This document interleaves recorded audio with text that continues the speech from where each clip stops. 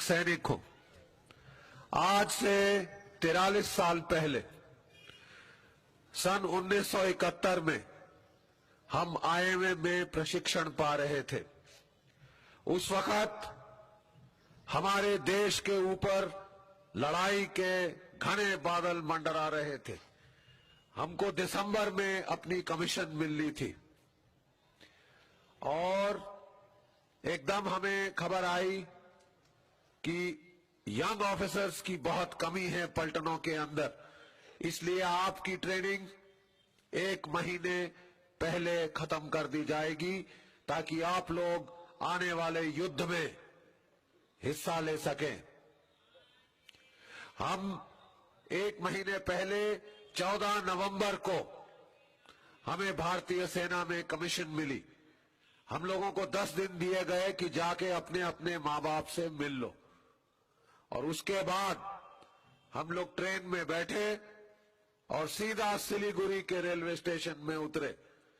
जैसे ही ट्रेन वहां खड़ी हुई तो हमारे जो पलटन के सिपाही थे अपने सिर के ऊपर स्टील हेलमेट डाले, अपनी एक कंधे पे एक स्टैन मशीन कार्बाइन, दूसरे पे हमारे लिए स्टैन मशीन कार्बाइन जिसपे बेनट चला हुआ। बेनट आप जानते हैं ना, संगीन पेट में भोंकने वाली, वो पड़ी थी। बोले साहब ये लीजिए, चलिए चलिए, पलटन तो बांग्लादेश के अंदर पहुंच चुकी, लड़ाई शुरू हो चुकी है।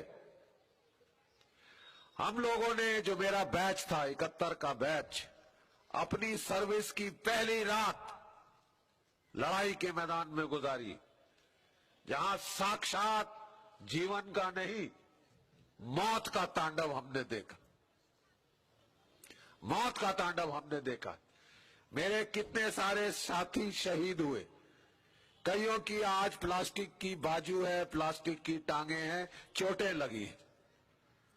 ठीक है साहब, आज मैं घायल बूढ़ा आदमी हूं, सफेद बाल हैं मेरे, तो शायद मैं कुछ चीजें नहीं कर सकता जो मैं पहले कर सकता था, लेकिन हमने अपना जीवन लड़ाई के मैदान में गुजारा है।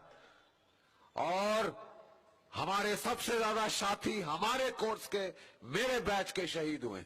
और मुझे बड़ी खुशी है कि हमारे बैच से ही अफसर आगे बढ़कर वायुसेना का जो प्रमुख था चार्ली ब्राउन, अभी रिटायर हुआ है, वो हमारे बैच का है। 2 आर्मी कमांडर, कितने सारे कोर कमांडर और जनरल हमारे बैच के बने। और हालांकि हमारे सबसे ज्यादा साथी शहीद हुए, हमें बड़ा गर्व है कि हमने पाकिस्तान के 2 टुकड़े किए। आप समझते हैं, उस वक्त जो लड़ाई हुई, पाकिस्तान के 2 टुकड़े हुए थे।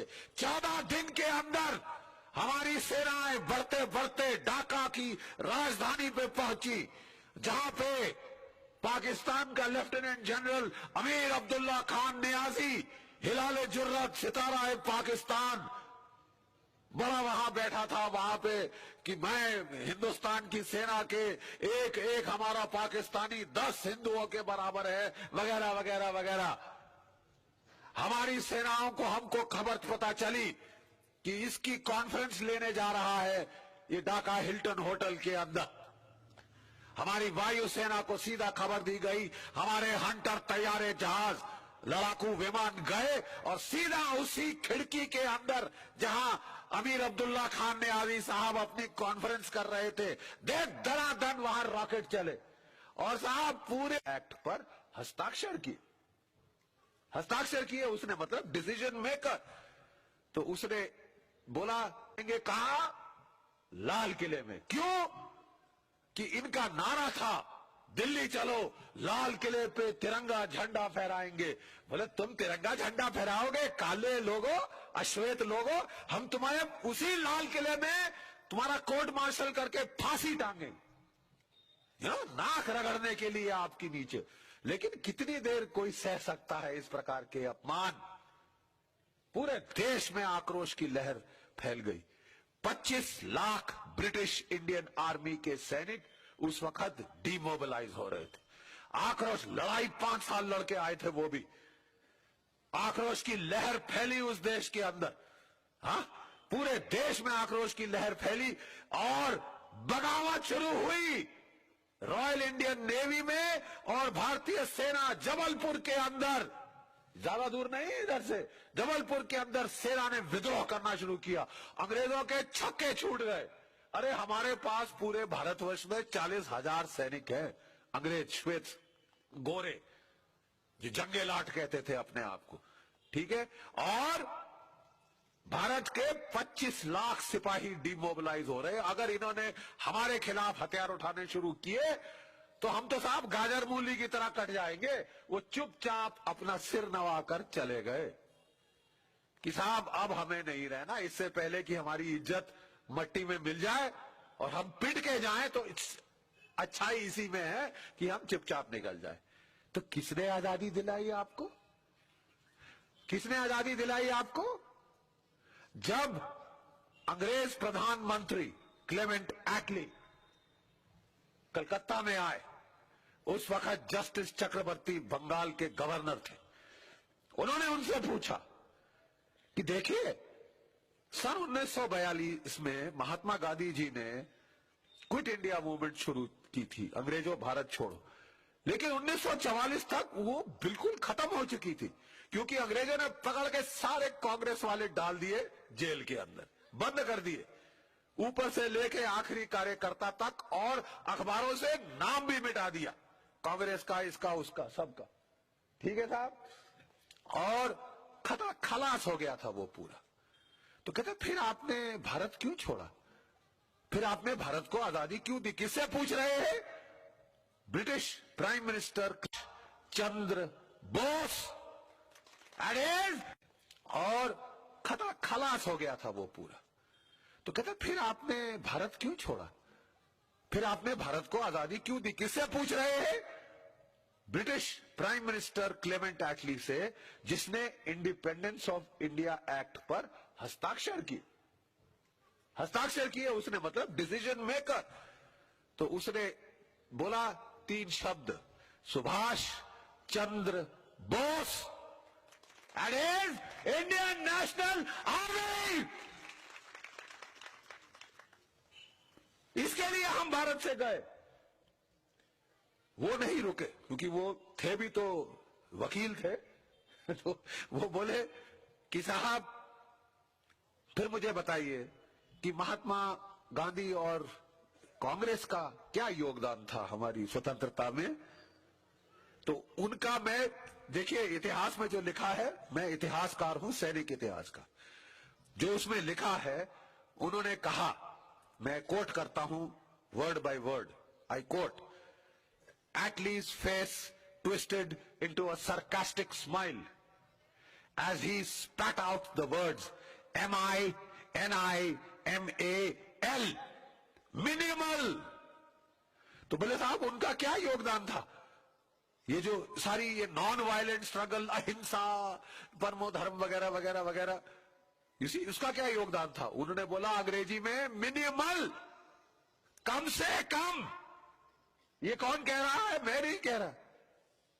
देवियों और सज्जनों, ये कहा ब्रिटेन के प्रधानमंत्री क्लेमेंट एटली ने, जिसने असली ये फैसला लिया था भारत छोड़ने का।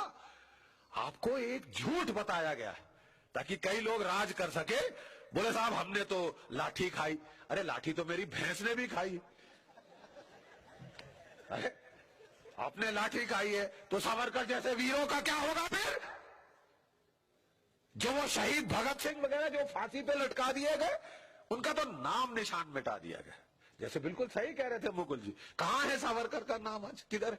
मेरे क्लास 1 प्रिजन होनी चाहिए साहब, मैं तो राजनयिक नेता हूं। वो लोगों ने इस देश पे राज संभाला। अंग्रेजियत का दूसरा चेहरा, जो माउंटबेटन की बीवी के साथ खिलवाड़ कर रहे थे, उन लोगों ने इस देश में राज किया। और सुभाष चंद्र बोस का नाम कहां है? क्या हुआ सुभाष चंद्र बोस को? कहा जाता है कि वो जब जापानी लड़ाई हार गए, उन्होंने हथियार डाल दिए क्योंकि उन पे एटम बम गिराया गया, वो तब भी हार नहीं माने। जहाज पकड़ के वो मंचूरिया जा रहे थे रूस की फौजों से मिलने कि अगर जापान नहीं दिला सका हमारे को मदद, तो हम रूस की फौजों के साथ मिलकर भारत को आजाद करा के छोड़ेंगे। ये ऐसे आदमी का आज नामो निशान है। कुछ है हम में कि मिट सकती नहीं कभी हस्ती हमारी, सदियों रहा है दुश्मन दौरे जमा हमारा, सारे जहां से अच्छा हिंदुस्तान हमारा। मुकुल जी आज उन आदमियों की बात कर रहे थे जिनके अंदर ये जज्बात है, जिनके अंदर ये जज्बात है, और आज इस देश की ये हालत कर रखी है। बेटो मैं बच्चों चंद एक आंकड़े आपको देता हूं, ठीक है। चीन का रक्षा बजट आज के दिन 148 अरब डॉलर प्रति वर्ष है। 148 अरब डॉलर। भारत का कितना है साहब? 37 अरब डॉलर। क्या आप 148 अरब डॉलर और 37 अरब डॉलर के बीच का फर्क गणित तो समझते हैं ना? और ये हर साल ये फर्क हो रहा, हर साल ये फर्क है, बढ़ता जा रहा है। साथ में चीन पाकिस्तान को तैयार कर रहा है। पाकिस्तान को उसने जो है आज से 20 साल पहले ब्लूप्रिंट दिए एटम बम बनाने के, फिर 4 एटम बम बनाने के लिए यूरेनियम दिया, फिर बोला कि शिनजियांग में जो लॉपनौर की जो टेस्ट साइट है वहां पे आप पहला एटमी परीक्षण करें। मतलब जो पाकिस्तान का बम है वो तो साहब पूरा मेड इन चाइना है, ये उसने दिया। किसी और देश ने दुनिया के दूसरे देश को इस प्रकार की आणविक शक्ति की मदद नहीं दी है जितनी की चीन ने पाकिस्तान को दी। किस लिए दी, किस मकसद से दी? कि तुम इस देश को चैन से बैठने ना दो, जीने ना दो, मरने ना दो, इसके साथ लड़ो। द बैटल ऑफ 1000 कट्स, 1000 छुरियों के वार से मारो। छोटी छोटी छुरियां, बड़ी चाकू नहीं, छोटी छोटी छुरियां से काटते रहो, ब्लेड से काटते रहो। बड़ा भारी हाथी है, बड़ा भारी हाथी है, ऐसे ऐसे फड़फड़ा रहा है, इसको आगे पीछे से आओ, जैसे गिद्ध आते हैं या सियार आते हैं ना शिकार के ऊपर, जब शेर मारता है तो आके ही झपटा मार के भाग लेते। तो उस तरह से आपके देश के खिलाफ पाकिस्तान ने एक अप्रत्यक्ष युद्ध छेड़ा हुआ है पिछले 30 वर्षों से। और बच्चों क्या आप जानते हैं कि पिछले 30 वर्षों में भारत के 80,000 नागरिक आतंकवाद को शहीद हो चुके हैं, आतंकवाद को शहीद हो चुके। 21,000 मारे गए पंजाब में जब 1980 की दशक में आतंकवाद का दौर शुरू हुआ। 42,000 मारे गए जम्मू कश्मीर में, और उसके बाद कोई 17-18 हजार तो मारे गए हैं पूरे भारतवर्ष में। फैला दिया गया, कभी मुंबई में ट्रेन पे बम फट रहे, 750 लोग शहीद हो रहे, कभी दिल्ली में बम फट रहे हैं।